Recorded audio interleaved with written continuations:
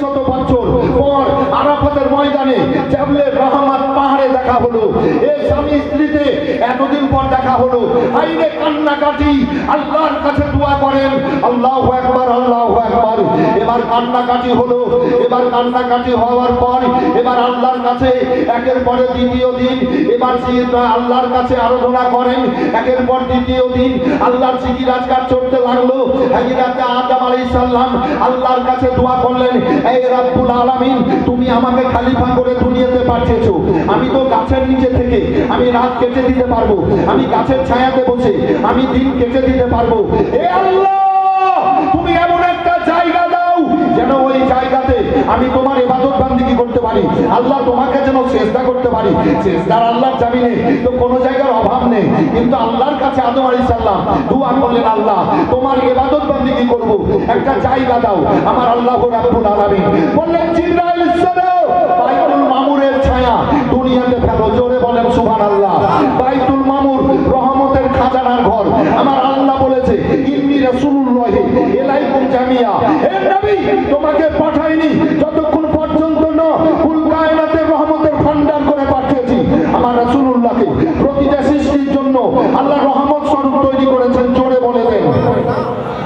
এ বেরাদার, আল্লাহ রাব্বুল আলামিনের রাসূল সাল্লাল্লাহু আলাইহি সাল্লামের নূর হযরত আদম আলাইহিস সালামের এই পেশানিতে চমকানো হয়েছিল। ওই সময় আদম আলাইহিস সালাম আল্লাহর কাছে কেঁদে কেঁদে বলেছিলেন, কখন বলেছিল, রূহ আদম রূহ অন্ধকারে খোদাকে কেন দে জানাই, কেমনে থাকি অন্ধকারে, ও গো খোদা দয়াময় আল্লাহ গো,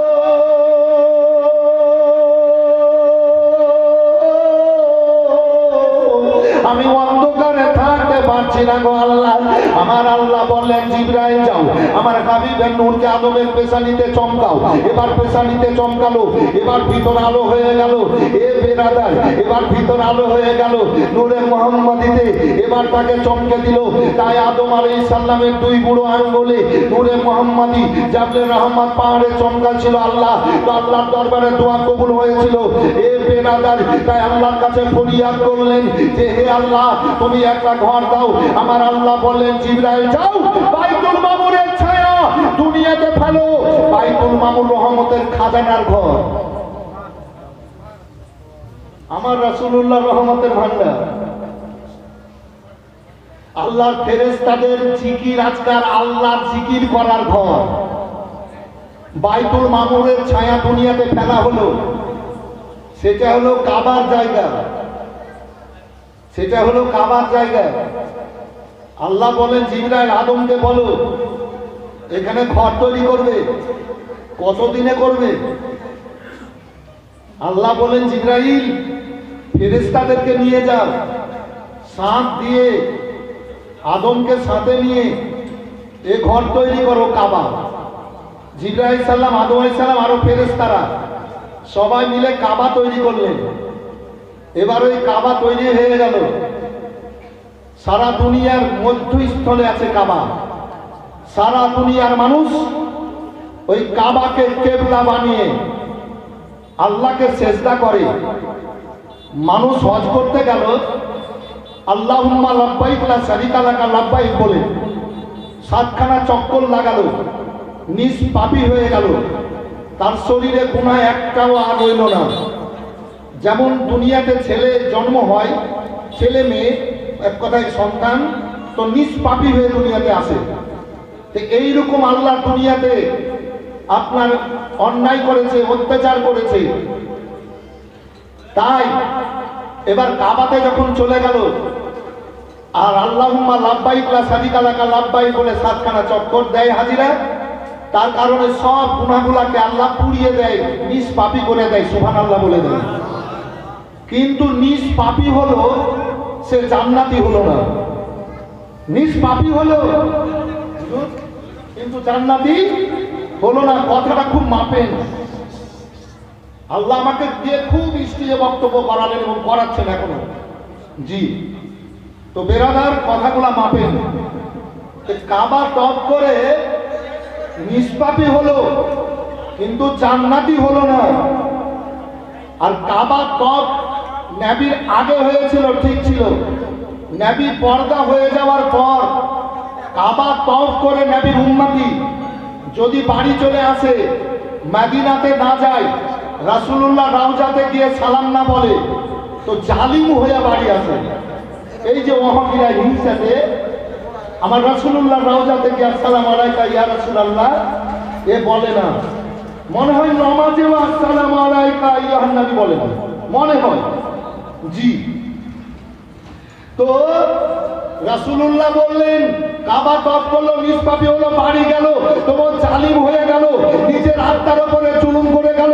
এই আমার উম্মতিরা শোনো, কাবা তওয়াফ করার পর আমার উম্মতিরা যারা মদিনাতুল মুনাওয়ারাতে এসে আমার রওজাতে এসে আসসালামু আলাইকা ইয়া রাসূলুল্লাহ বলে দিল, ফারসারা কাবরি ওয়াজাবাল্লাহু সাফাতি, শোনো নবী মুহাম্মদ রাসূলুল্লাহর জন্য ওয়াজিব হয়ে গেল ওই উম্মতিদেরকে সাফাত করে আমি জান্নাতে দেব।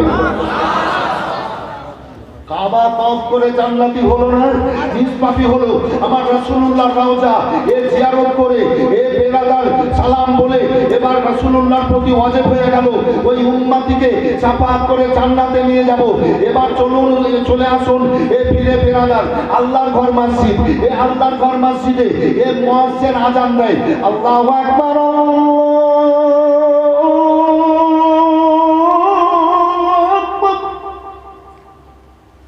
নামটা তাসিক দেখে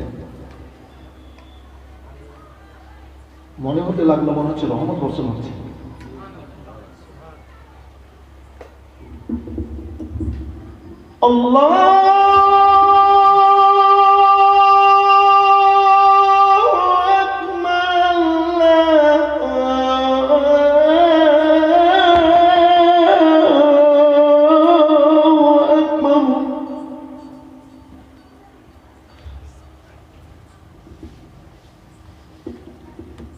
মানেটা কি? আল্লাহ সবচাইতে বড়। সবাই বলে দেন তো, আল্লাহ সবচাইতে বড়। আল্লাহু আকবার বলে মুয়াজ্জিন, আল্লাহু আকবার মানে আল্লাহ সবচাইতে বড়। আশহাদু আল্লা ইলাহা ইল্লাল্লাহ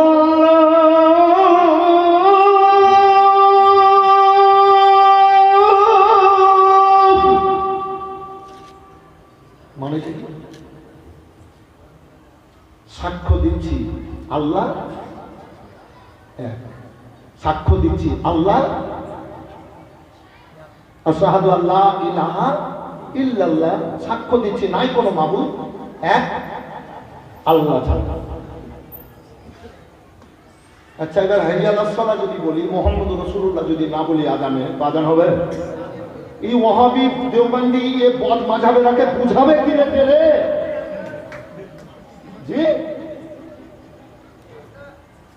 বলে নবী হাজির নাজির না, নবী ও নাই, নবী আ নাই, নাই এ নাই, নাই ও নবী আজানি প্রথমে দেখা রে। আল্লাহু আকবার বলা সাল্লাল্লাহু আলাইহি ওয়াসাল্লাম বলে আল্লাহর কাছে যাইব, নবীকে কেন ওসিলা বানাবো? বানাবি না তুই মুহাম্মদুর রাসূলুল্লাহ কি বলিস না? আজানে দেখ তো, আজান হবে নামাজ হবে, হবে ওর আজান হবে না, ওর নামাজ হবে। আশহাদু আল্লা ইলাহা ইল্লাল্লাহর পরে কি বলতে হবে? আশহাদু আন্না মুহাম্মাদার রাসূলুল্লাহ।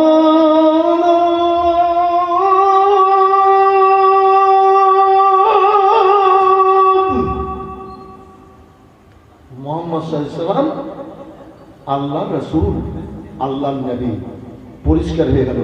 আজান দিলেন, ফট করে ওযু করে নামাজে যাবেন। তা আপনি যখন নিয়ত করে দৌড়েলেন, যায় আজান ধ্বনি হলো, আজান পড়লো, নামাজ পড়তে যায়। তো যখন নামাজ পড়তে গেলেন তো দুইজন ফেরেশতা আপনার মাথার উপরে বাড়ি থেকে চাদর ধরে নিতে লাগলো, জোরে বলে।